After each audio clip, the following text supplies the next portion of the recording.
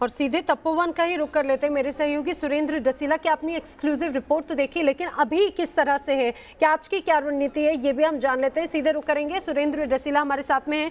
सुरेंद्र, सबसे खास बात अगर बात की जाए तो आज का दिन छठवां दिन है, आज इस रेस्क्यू का छठवां दिन है। बहुत इंपॉर्टेंट ये होगा क्योंकि वक्त के साथ समय बहुत ज़्यादा बढ़ता जा रहा है, लोगों की बेचैनी बढ़ती जा रही है। अंदर 35 से 40 जो लोग हैं उनको लेकर भी किस तरह से प्लान चेंज किया गया है आज के रेस्क्यू के लिए?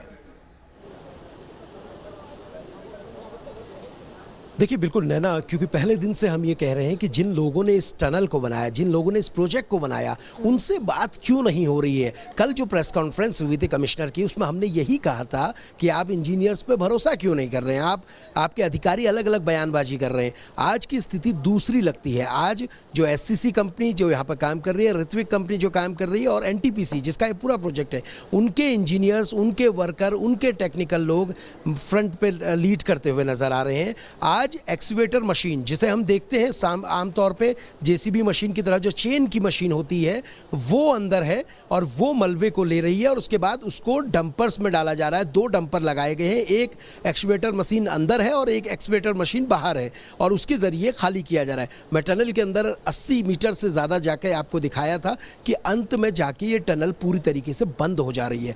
अब परिस्थितियाँ ऐसी हैं कि ऐसे में आगे कैसे जाया जाए, इसलिए ये मलबा हटाने का काम जारी है।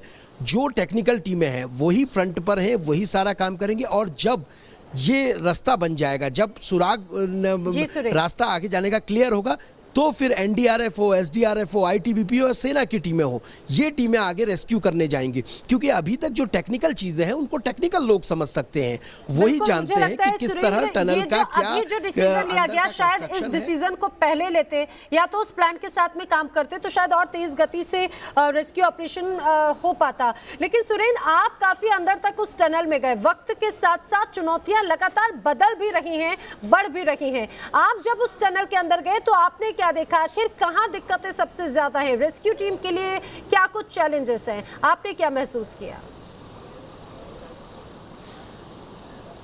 बिल्कुल, देखिए नैना, जब हम टनल के अंदर जाते हैं तो करीब 20 मीटर तक टनल की कोटिंग लोहे की कोटिंग है, यानी पूरी तरीके से सेफ है, किसी तरह का खतरा नहीं है। लेकिन 20 मीटर के बाद जब आप अंदर जाते हैं तो टनल कच्ची है, पूरी मिट्टी की टनल है, वो कभी भी ढह भी सकती है और दिक्कत यह है कि उससे पानी रिस रहा है, पानी उसमें आ रहा है। और जब अंदर की ओर आप बढ़ते हैं तो अंदर एक पॉइंट के बाद पूरी तरीके से टनल बंद हो जा रही है। उसी टनल को साफ करने की कोशिश है। इसमें दिक्कतें ये हैं कि पूरा मलबा भरा हुआ है और बड़ी बात यह है कि जो रेस्क्यू टीमें आगे जा रही हैं उनको अंधेरे में रास्ता नहीं दिख रहा है, क्योंकि मलबा पूरी तरीके से बंद है। अंदर ऑक्सीजन की थोड़ा कमी है, वेंटिलेशन की दिक्कत है। आप सोचिए, जो मशीनों के ड्राइवर काम कर रहे हैं वो कितनी मेहनत का काम कर रहे हैं, वो लगातार काम कर रहे हैं और ऐसी परिस्थितियों में उनकी ये कोशिश है कि पहले 180 मीटर तक का रास्ता साफ हो जाए, उसके बाद ये टीमें आगे की ओर जाके रेस्क्यू के कार्य शुरू कर पाएं। चुनौतियां नैना बहुत ज़्यादा हैं, चैलेंजेस बहुत ज़्यादा हैं।